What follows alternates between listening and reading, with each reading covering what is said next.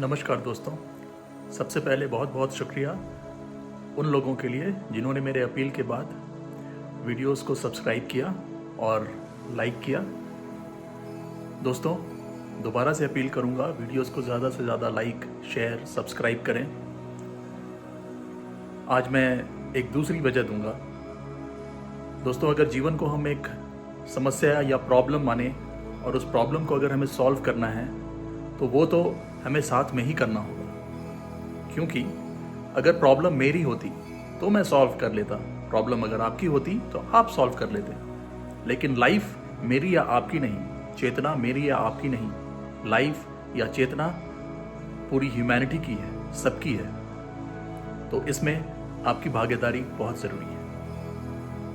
एक बार फिर से विनम्र निवेदन, कृपया वीडियोस को लाइक, शेयर और सब्सक्राइब, वीडियोस को पूरा देखें और जहाँ पे भी बात स्पष्ट ना हुई हो, क्लियर ना हुई हो, कमेंट करें, या आपका कोई मत हो या मतांतर हो तो भी कमेंट करें। बहुत बहुत धन्यवाद। नमस्कार दोस्तों, स्वागत करता हूं आप सबका फिर से। दोस्तों, पिछले वीडियो में हमने बात की थी डिज़ायर के बारे में। डिज़ायर के बारे में हमने काफ़ी विश्लेषण किया था। तो दोस्तों, इस वीडियो में हम चर्चा को थोड़ा आगे ले जाते हैं। दोस्तों, कई वीडियोस में हमने थॉट और डिज़ायर को सिनोनिमसली प्रयोग किया, या ऐसा प्रयोग किया जैसे थॉट है या डिज़ायर है दोनों अलग चीज़ें हैं क्या। तो इस पे थोड़ा क्लैरिफिकेशन, थोड़ी सी और इंक्वायरी ज़रूरी है। अब क्या हम ये नहीं समझ सकते कि जो थॉट है वो एक जनरल सी चीज़ है, वो जनरल थॉट की हम बात कर रहे हैं, और डिज़ायर जो है वो एक स्पेसिफिक थॉट है, अगर हम ऐसा कहें तो। जैसे कि हमें पीड़ा का अनुभव होता है तो पीड़ा भी एक तरह की फीलिंग है, सफरिंग भी फीलिंग है। लेकिन हम ये तो नहीं कहते कि पीड़ा का हमें डिज़ायर है या सफरिंग का हमें डिज़ायर है। सामान्यतः डिज़ायर सुखद अनुभूति कराने वाली स्थितियों का होता है, लेकिन है वो भी विचार।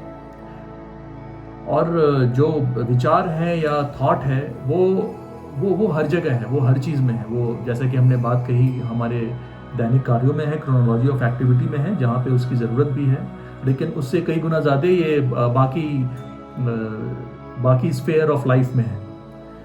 और डिज़ायर थॉट का ही एक रूप है, जहाँ पे हमने किसी वस्तु या वस्तु स्थिति से खुद को एसोसिएट किया, उससे सुखद अनुभूति की कल्पना की और फिर उसे चाहने की कामना हुई। उसे डिज़ायर शब्द का अंग्रेजी में मतलब लॉन्गिंग फॉर भी है, या चाहत करना किसी चीज़ की।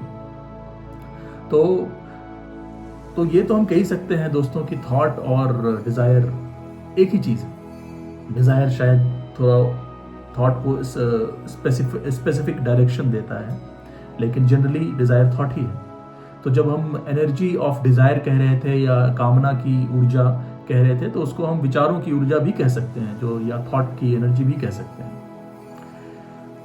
तो इस क्लैरिफिकेशन के बाद हम आगे बढ़ें। हमने कई बार पिछले वीडियोस में एक खास वीडियो में थॉट और इंटेलिजेंस के बीच के रिलेशन की बात की थी, और आगे बढ़ते बढ़ते हमने देखा इंटेलिजेंस और कुछ नहीं, सत्य है, ब्रह्म है। और फिर हमने कहा सत्य और ब्रह्म और थॉट के बीच का क्या रिलेशन है। हमने कहा कि सत्य थॉट को इन्फ्लुएंस कर सकता है, थॉट ब्रह्म को इन्फ्लुएंस नहीं कर सकता। दोस्तों, यहाँ भी क्लैरिफिकेशन ज़रूरी है कि जब हम रिलेशन कहते हैं तो कहीं ना कहीं हम दोनों का अस्तित्व समान मान लेते हैं कि सत्य है और वास्तविकता या थॉट है। सत्य भी है और थॉट भी है, और दोनों में कोई संबंध है, ऐसा चित्रण शायद हमारे दिमाग में हो। लेकिन दोस्तों, ये भी क्लियर करना ज़रूरी है कि उन वीडियोस में बात पहुंचाने के लिए, बात समझाने के लिए इस ढंग से हमने रिलेशन का प्रयोग किया था कि ट्रूथ या ब्रह्म ऑपरेट कैसे करेगा, ब्रह्म हमारे जीवन में आएगा कैसे। तो उस संबंध में उसको क्लियर करने के लिए हमने रिलेशन शब्द का यूज़ किया था। लेकिन अगर गौर से देखा जाए तो जहाँ ब्रह्म है, जहाँ सत्य है, वहाँ वहां माया तो हो ही नहीं सकती। वहां थॉट, जो साइकोलॉजिकल थॉट हम कहते हैं, जो नियमित एक्टिविटी में जो थॉट यूज होती है वो तो रहेगा ही, लेकिन जो साइकोलॉजिकल थॉट है, तरह तरह की भावनाओं के शेड्स है, सुख दुख, पीड़ा, दर्द, भय, ये सारी चीजें नहीं हो सकती अगर सत्य है और ब्रह्म है। तो हमने कई बार कहा भी कि सत्य और ब्रह्म का एक्शन ही अहम का नाश करना है, और थॉट हमेशा अहम से एसोसिएटेड है। अगर मैं हूं तभी मैं के आसपास थॉट प्रोसेस है। तो हम ये कह सकते हैं कि जहां सत्य है, जहां ब्रह्म है, वहां थॉट नहीं हो सकता, वहां डिजायर, कामना, थॉट नहीं हो सकते। और जहां पे थॉट है, साइकोलॉजिकल थॉट की हम बात कर रहे हैं, ध्यान रहे हम उस थॉट की बात नहीं कर रहे हैं जो हमारे सामान्य एक्टिविटी में यूज होता है। वो हमने पहले भी कहा कि वो लर्निंग की प्रोसेस है जहाँ पे हम अपना काम निर्वाह करते हैं। तो वो तो रियलिटी में हमारी एक्शन की बात हो गई, उस थॉट की हम बात नहीं कर रहे। जो दूसरा स्फेयर ऑफ थॉट है जो हमें पूरी तरह प्री ऑक्यूपाइड रखता है, उस थॉट की हम बात कर रहे हैं। तो अगर वो थॉट है तो वहां सत्य भी नहीं हो सकता, क्योंकि थॉट तो फ्रैगमेंटरी है, वो चीजों को होलनेस में नहीं देख सकता। तो जो होलनेस है सत्य में या ब्रह्म में, वो थॉट में नहीं है। तो हम ये कह सकते हैं दोस्तों कि जहां ब्रह्म है या सत्य है, वहां थॉट नहीं है। या हम हमारे हिंदू धर्म के दर्शनों में माया भी कहते हैं, वास्तविक जगत को माया कहते हैं, जगत मिथ्या या माया मिथ्या। तो वहां माया नहीं है, और जहां माया है वहां सत्य नहीं है। तो दोस्तों ये बात भी क्लियर करना जरूरी है कि जब हम दोनों के संबंध के बीच का बात करते हैं तो वो एक पॉइंट क्लियर करने के लिए है, एक पॉइंट कन्वे करने के लिए है, लेकिन ऐसे दोनों में कोई संबंध नहीं है। जहां एक है वहां दूसरा नहीं हो सकता। जहां सत्य है वहां माया नहीं हो सकती, जहां माया है वहां सत्य नहीं हो सकती। और जो हम माया कहते हैं उसमें सारी चीजें आ जाती हैं, पूरा थॉट आ जाता है, सब कुछ आ जाता है। जो भी थॉट जिसके बारे में भी सोचता है, थॉट जिसके बारे में रिफ्लेक्ट करता है, वो सब माया ही में आ जाता है। तो जब सत्य और थॉट या माया एक दूसरे को ऐसा कोई संबंध नहीं है दोनों के बीच में, तो फिर जो हमने कहा डिजायर की एनर्जी या थॉट की एनर्जी, वो भी किसी तरह से इस सत्य की एनर्जी से कोई रिलेशन में नहीं रह सकती। क्योंकि जैसे हमने कहा कि सत्य तो माया का नाश करने वाला है, अहम का नाश करने वाला है। तो जो सत्य की एनर्जी होगी, वो जो डिजायर या कामना की एनर्जी है, उससे किसी तरह रिलेटेड नहीं हो सकती, क्योंकि वो एनर्जी उसका नाश करती है। जब हम उसका नाश करती है कह रहे हैं, तो इसका मतलब क्या हुआ कि फिर सत्य की उपस्थिति में माया हो ही नहीं सकती। तो दोनों की एनर्जी में तो कोई रिलेशन हो ही नहीं सकता। सत्य की जो एनर्जी है उसकी क्वालिटी पूरी तरह अलग हो। तो दोस्तों मुख्यतः हमने दो बातें कही अभी तक के इंक्वायरी में। हमने कहा डिजायर थॉट ही है, तो डिजायर की एनर्जी या कामना की एनर्जी या थॉट की एनर्जी एक ही बात है। और दूसरा हमने कहा कि सत्य, ब्रह्म और ये जो माया जगत है जिसमें थॉट, डिजायर सब कुछ आता है, दोनों में कोई संबंध नहीं है, कोई रिलेशन नहीं है। जहां एक है वहां दूसरा नहीं हो सकता। तो इसी तर्क से ये भी हम कह सकते हैं कि दोनों की एनर्जी में भी कोई संबंध नहीं, कोई रिलेशन नहीं। तो अगर हम यहां से आगे बढ़ें तो हम फिर उसी जटिलता में फंसते हैं जिसके बारे में हमने कई बार बात की कि है तो हमारे पास थॉट ही, थॉट छोड़कर हम जानते क्या है।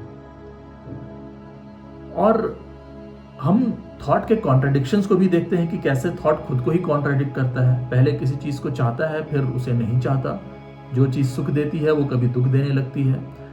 तो थॉट का ये कॉन्ट्राडिक्टरी नेचर भी हम बहुत साफ साफ देख रहे हैं। लेकिन हमारे पास है भी बस थॉट ही, किसी भी इंक्वायरी के लिए थॉट ही है। तो हम इसको कैसे डील करते हैं, या सामान्यतः इसे कैसे डील किया गया है कि थॉट का तो आप कुछ कर नहीं सकते, विचार का आप कुछ कर नहीं सकते, तो उसको स्ट्रेटन आउट करें। विचार को हर जगह दौड़ने ना दें। विचारों को जो रैंडम थॉट्स या जो भी आप कहें, उसको अपनी जगह पर रखें। जिसे हमने भी कई बार कहा कि उसे खुद से थोड़ा अलग करें, उसे उसकी जगह दे दें, उसे खुद से इंटरफेयर ना करने दें। इस तरह की बातें हमने कही। लेकिन जैसे ही हमने ये बात कही कि थॉट को अपनी जगह दे दें, तो फिर वहाँ फ्रैगमेंटेशन वाली बात आ गई और थॉट का अपना स्पेस हमने दे दिया, फिर जो बाकी बचा वो क्या रहा। तो शायद इसीलिए थॉट का यूज करके हम कहीं पहुंच नहीं पाते। कुछ पल के लिए किसी फ्रैगमेंट्री एक्शन में अगर हमने थॉट को देखकर उसकी थॉट को निष्क्रिय कर दिया, तो जैसा कि हमने कहा, शायद हमारे एक्शन में थोड़ी फ्लूइडिटी आ जाए, हमारे एक्शन थोड़े संघर्ष फ्री हो जाएं। लेकिन थॉट तो आएगा ही बार बार, क्योंकि ये थॉट का जो नेचर है, हमारे पास थॉट को छोड़कर और कोई टूल नहीं है हमारे पास। और क्योंकि हमारे पास कोई और टूल नहीं, तो हमने कहा थॉट को स्ट्रेटन आउट करते हैं, थॉट को उसकी जगह पर रखते हैं, थॉट के कॉन्ट्राडिक्शंस को देखते हैं, कॉन्ट्राडिक्शंस को रियलाइज करते हैं, और फिर उसके आगे क्या करें।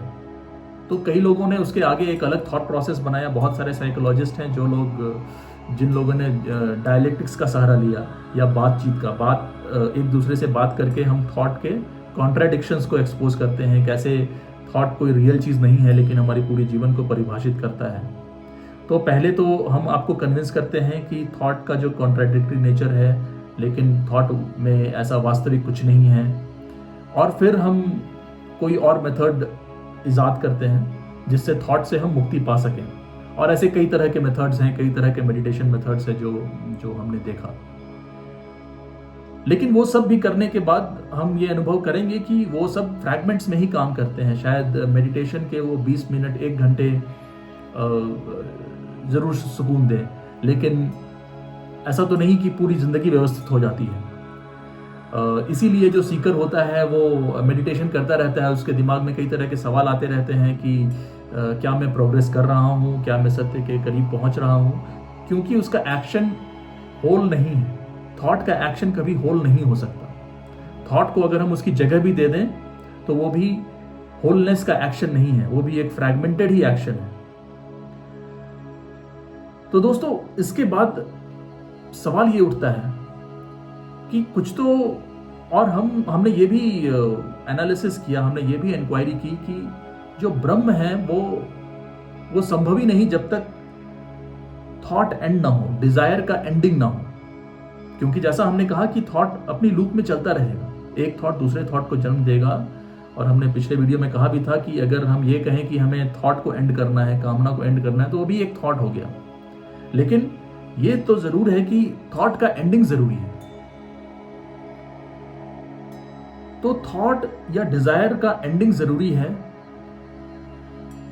अगर हम कहते रहे हैं सीइंग इज द डूइंग, अगर हमें टोटल परसेप्शन चाहिए, टोटल परसीव करना है, तो एंडिंग ऑफ थॉट जरूरी है। और एंडिंग ऑफ थॉट ही ब्रह्म है। ये भी हमने कहा कि अगर थॉट एंड हो गया तो फिर माया का एंड है और फिर वो सत्य है, वो ब्रह्म है। तो क्या हो कि ये एंडिंग ऑफ थॉट संभव हो पाए, क्या होना जरूरी है उसके लिए। तो सवाल उठता है कि क्या चेतना में, कॉन्शियसनेस में ऐसी कोई जगह है जहां पे हम थॉट को, उसके सारे स्ट्रक्चर को देखकर उसकी एंडिंग कर पाए। और दोस्तों, हमने पिछले वीडियोस में कहा भी है कि थॉट, जो कॉन्शियसनेस है, माफ कीजिएगा, जो कॉन्शियसनेस है या जो चेतना है, मानवीय चेतना, वो पूरी रियलिटी की, जिसमें थॉट है, जिसमें वो सारी प्रकृति है जिसके ऊपर थॉट रिफ्लेक्ट करता है, विचार करता है, ये पूरी माया ही थॉट है। और ये पूरा थॉट और पूरी माया के जो कंटेंट है, यही चेतना निर्माण करती है। तो चेतना के हर कोने को तो थॉट ने ढक रखा है। फिर चेतना में तो ऐसी कोई जगह बचती ही नहीं जहां से एंडिंग ऑफ थॉट संभव हो पाए। तो फिर हम क्या करें? तब अगर हम इसके आगे बढ़ते हैं तो बात आती है अवेयरनेस की। हमने ये सारी चीजें देखी और हम अवेयर होते हैं, अवेयरनेस अपनी जानकारी में लाते हैं, लेकिन इस अवेयरनेस में कोई चॉइस नहीं हो सकती। अगर चॉइस है तो अब तो फिर हमें एक तरह का विचार चाहिए, दूसरे तरह का विचार नहीं चाहिए। हमें अगर अवेयरनेस है पीड़ा की और साथ में हमें पीड़ा से भागना भी है, तो वहाँ पे अवेयरनेस का एक चॉइस है जो कि हमारे रोज़मर्रा की का अनुभव है। अगर पीड़ा होती है तो हमें पीड़ा से निकलना होता है, और वो जो पीड़ा का अवेयरनेस है वो टोटल नहीं हो सकता, और यही अवेयरनेस हर जगह हर भावना में लागू होती है। अगर सुख का भी जो अवेयरनेस है वो भी अगर संपूर्ण होता तो सुखी में रहते, लेकिन सुख भी क्षणिक ही रहता है। तो जो अवेयरनेस है उसमें कहीं ना कहीं इनहेरेंटली चॉइस होती है, तो इसे जेके कहते हैं चॉइसलेस अवेयरनेस। तो सबसे पहली बात तो यह है कि अवेयरनेस होनी चाहिए, और वो अवेयरनेस में चॉइस नहीं हो सकती कि मुझे ये पसंद है, ये नहीं पसंद है, इस तरह की भावना पसंद है, इस तरह की भावना नहीं पसंद है। अब इस चॉइसलेस अवेयरनेस से जब अटेंशन, और हमने कहा भी अटेंशन में एनर्जी है, जब इस चॉइसलेस अवेयरनेस के साथ हम इस पूरे स्ट्रक्चर को अटेंशन देते हैं, और अटेंशन का मतलब एक्चुअली अंग्रेजी में उसे कहा जाता है स्ट्रेचिंग आउट। आप अटेंशन किस पे करते हैं? किसी फाइनाइट एरिया पे आप अटेंशन करते हैं, या जो मेडिटेशन प्रैक्टिसेस भी हैं उसमें अटेंशन शायद किसी पॉइंट पर आपको बताया जाता है, या किसी भी वस्तु पे आप अटेंशन ये करते हैं। तो अटेंशन बाय नेचर फोकस्ड होता है। तो चॉइसलेस अवेयरनेस में अटेंशन लाते हैं, अटेंशन में अपनी एनर्जी है। तो क्या चॉइसलेस अवेयरनेस और अटेंशन के साथ ये जो माया है उसका अंत हो सकता है? तो जैसा कि हमने कहा कि जो अटेंशन है उसका भी एक फाइनाइट स्कोप है, एक फाइनाइट एरिया है। तो अटेंशन में वो चीज़ें तो नहीं आ सकती जो हमने कभी पहले देखी नहीं या पहले कभी सोची नहीं, वो चीज़ें तो नहीं आ सकती, क्योंकि अटेंशन नोन पे है और नोन के एरिया पे फोकस कर रहा है। तो फिर हम यहाँ पर आकर उसी डेड एंड पे पहुँचते हैं कि हमारी अवेयरनेस में चॉइसलेसनेस है, और चॉइसलेसनेस के साथ अटेंशन अगर है तो वो अटेंशन कंप्लीट नहीं हो सकती। वो अटेंशन पूरे स्ट्रक्चर को ब्रेक डाउन नहीं कर सकती, फ्रैगमेंट्स में ज़रूर ब्रेक डाउन कर सकती है, लेकिन जैसा कि हमने देखा कि सत्य तो वो है जहाँ फ्रैगमेंटेशन नहीं, वो होलनेस नहीं आ सकता। तो कुछ तो और फंडामेंटल है, कुछ किसी और तरह की एनर्जी की हम बात कर सकते हैं जो थॉट से ड्राइव नहीं हो रही, जो अटेंशन से ड्राइव नहीं हो रही। फिर ये एनर्जी क्या है? तो कई बार महापुरुष इसे डिवाइन एनर्जी कहते हैं, लेकिन हमारे लिए तो वो भी एक कल्पना ही हो जाएगी अगर हम डिवाइन एनर्जी कहें या कुछ भी कहें। और दोस्तों मेरे हिसाब से इस चीज़ का एक बड़ा ही रोचक उदाहरण भगवत गीता में मिलता है। ये मेरा व्यक्तिगत दृष्टिकोण है।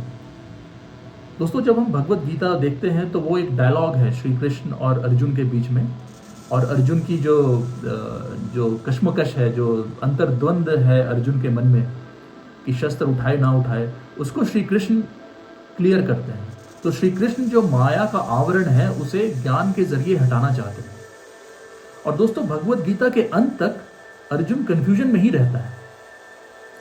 हम जो इंक्वायरी कर रहे हैं, क्या हम कंफ्यूजन में नहीं हैं? हम भी कंफ्यूजन में ही हैं।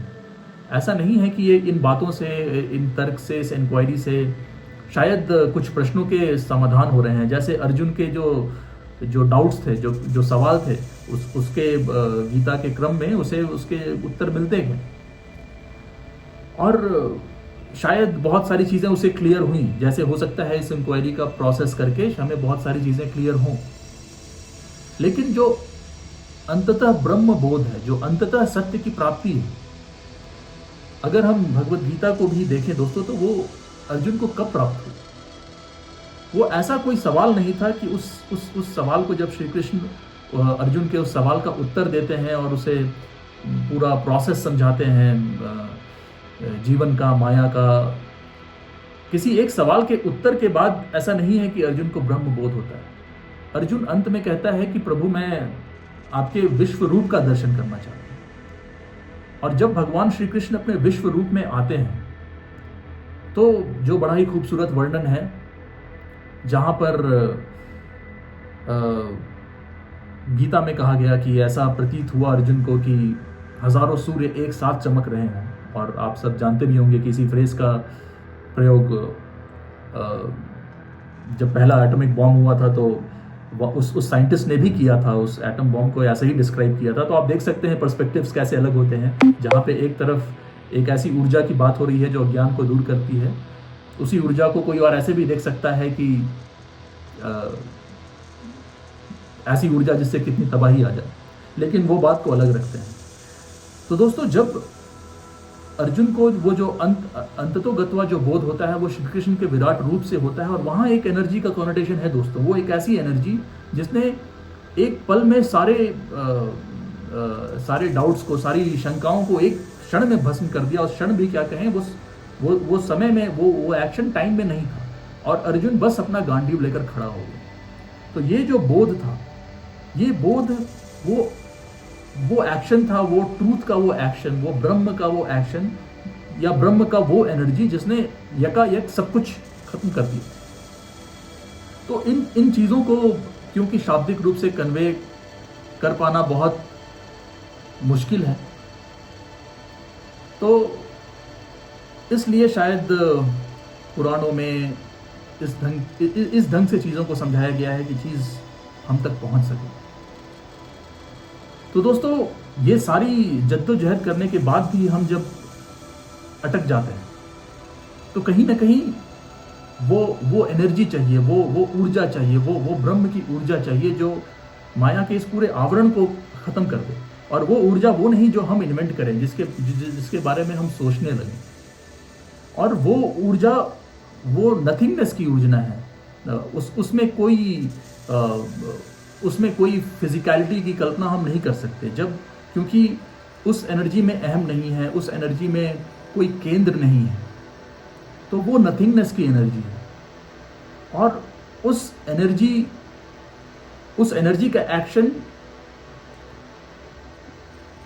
का एक्शन हम स्पॉन्टेनियस नहीं भी कह सकते।